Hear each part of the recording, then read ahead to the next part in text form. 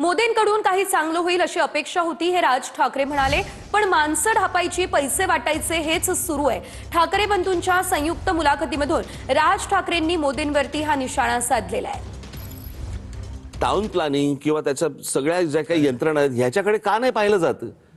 हे दर बाबा 6 महिन्याला काहीतरी निवडणुका लागल्यात, इकडे बोलतायत 6 महिन्यांनी इथे निवडणुका लागल्यात, इथे बोलतात, पण जे महत्वाचे जे प्रश्न आहेत याच्यावरती मला असं वाटतं की मी जो बघत होतो की बाबा ह्यांच्याकडनं काहीतरी घडेल, काही गोष्टी घडतील, आताही मला वाटलं की बाबा काहीतरी गोष्टी घडतील, मूळ प्रश्नांकडे लक्षच नाही आणि त्याच्यामुळे खाली लक्ष नाही, फक्त निवडणुका बघायच्या, माणसं ढापायची, पैसे वाटायचे।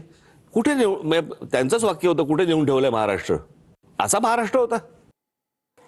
काँग्रेसच्या काळात बीफ एक्सपोर्टमध्ये भारत 9व्या क्रमांकावर होता असं राज ठाकरे म्हणाले। मोदी सरकारच्या काळात बीफ एक्सपोर्टमध्ये भारत 2ऱ्या क्रमांकावर आहे, हा आरोप राज ठाकरेंनी केला। बीफ एक्सपोर्ट करणारे पंतप्रधान मोदींचे मित्र राज ठाकरेंनी मोदींवरती निशाणा साधलेला आहे।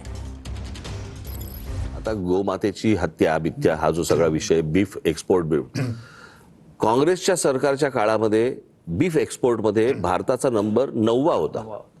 मोदी सरकारच्या काळामध्ये तो बीफ एक्सपोर्टचा नंबर आपला 2 नंबरवरती आलाय। म्हणजे सर्वाधिक गायी आणि सगळ्या गोष्टी मारल्या जात आहेत, हे तर सत्य आहे। हा सरकारी आकडा आहे, माझा आकडा नाहीये। आणि या कंपन्यांकडून भारतीय जनता पक्षाला मोठ्या देणग्या मिळाल्या। आता त्याच्यावरती नरेंद्र मोदींची एक क्लिप मी जाहीर दाखवली पण होती, त्याच्यामध्ये ते म्हणाले होते की ये तो मेरे दोस्त है। बीफ एक्सपोर्ट करणारे हे आमचे मित्र आहेत बोलले होते। म्हणजे प्रश्न असा आहे, हे बघा, सोयीच्या हिंदुत्वाला काय अर्थ नाही ना।